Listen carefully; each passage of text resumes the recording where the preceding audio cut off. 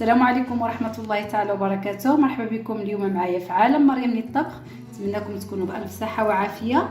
اليوم غادي نحضر معكم كيكة كريمية اقتصادية منعشة ان شاء الله. تابعوا معايا مكونات طريقة التحضير ونبداو على بركة الله.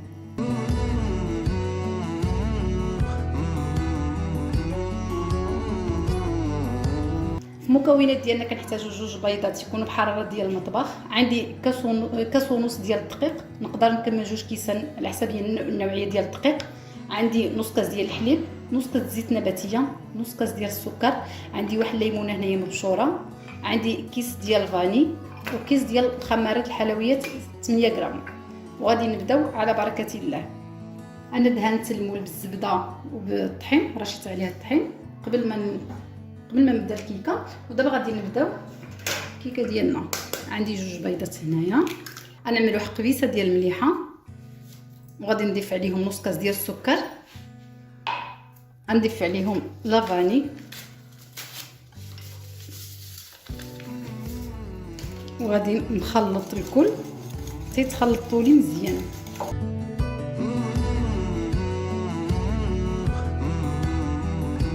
دابا غادي نضيف نص كاس ديال الزيت، غنزيد عليهم نص كاس ديال الحليب وهاد المبشور ديال الحامضه،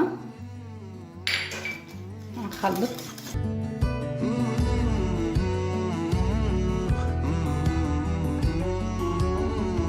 غادي نغرب الكاس، هاد الكاس ديال الدقيق الاولاني تنشوف القوام ديالها ونزيد.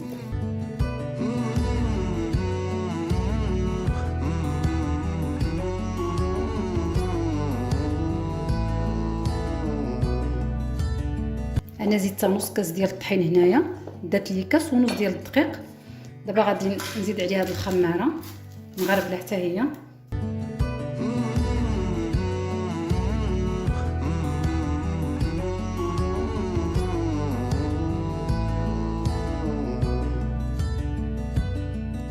غادي نضيف عليها واحد معلقه ديال الخل. دابا غادي نوضعها في المول وغادي ندخلوها للفران. غادي تدينا من الوقت غير ربع ساعه اولا ثلث ساعه. دابا غادي نكبها في هذا المول. هانتوما كما كتشوفوا القوام ديال الكيك كيفاش كيجينا، عادي، ما هو خفيف ما هو ثقيل. دابا غنكبوها وغادي ندخلها للفران.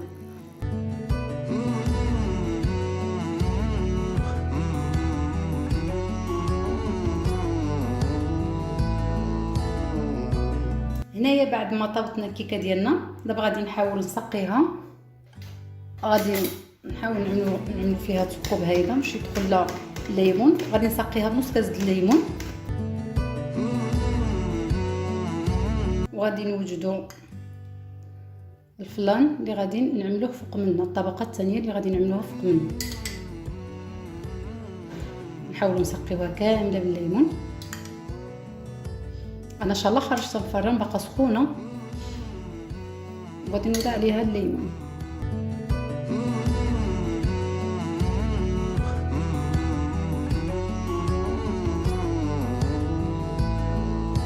دابا غادي نوجد معكم الطبقه الثانيه اللي غادي نوضعوها فوق الكيكه. هنايا كنحتاج لتر ديال الحليب. غادي نعمل واحد الفلان عادي نضيفو عليه، وغادي نضيف عليهم 3 ديال المعالق ديال النشا ولا مايزينا. انا من 3 ديال المعالق. وغادي نعمل واحد 3 ديال المعالق ديال السكر.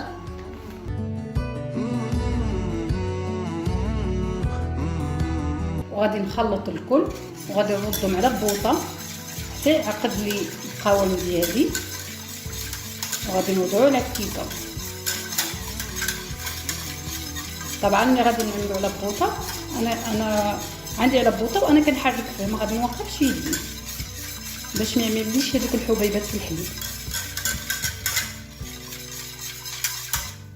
هانتوما كما كتشوفوا الكريمه ديالنا ها هي كترجع بهذا القوام هذا، ماشي خفيفه ماشي ثقيله. الان غادي نضيفوها على هذه الكيكه. غادي نحاول نصفيها هذيك الحبيبات ديال الفلاون. غادي نحاول نقرا على الكيكه كامله.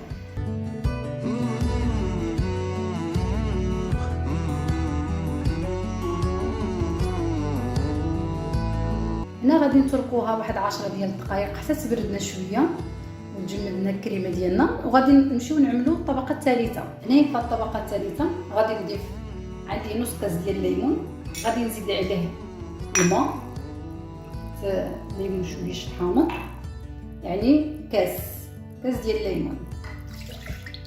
غادي نضيف عليه 2 معالق ديال السكر كبارين، 2 معالق ديال السكر كبارين. غنضيف عليه واحد ملعقه ونصف ديال مايزينا ديال النشا، وغادي نعملوهم فوق بوطه وغادي نخليوهم حتى يعقدوا لنا، وغادي نزيد عليهم الطبقه، نزيد على الكيكه ديالنا الطبقه هذه كتجي عامله بحال الشكل ديال الجيلاتين. وغادي نرجع معكم بعد ما طيبتهم. ها هما كما كتشوفوها، ها القوام ديالهم كيفاش جا خفيفه. دابا غادي نضيفوها على الكيكه ديالنا، كتجي شفافه هاد الطبقه الثالثه.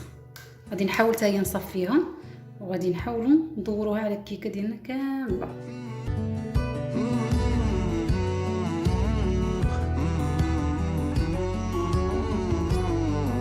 ضروري ما نصفيو هذيك الحبيبات ديال الليمون وديال مايزينا باش تجينا صافيه.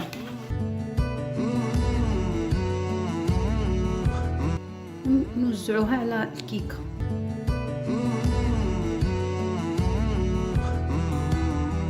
انا وزعت هذيك الطبقه الثالثه على المول كامل. دابا غادي ندخلوها للثلاجه واحد نصف ساعه حتى تبردنا، وغادي نوريكم الشكل النهائي ديالها. وهذا هو الشكل ديال الكيكه الكريميه ديالنا. نتمنى ان شاء الله تنال الاعجاب ديالكم. ما تبخلوش علينا بالاشتراك في القناه والاعجاب. شكرا على المشاهده، الى فيديو لاحق ان شاء الله.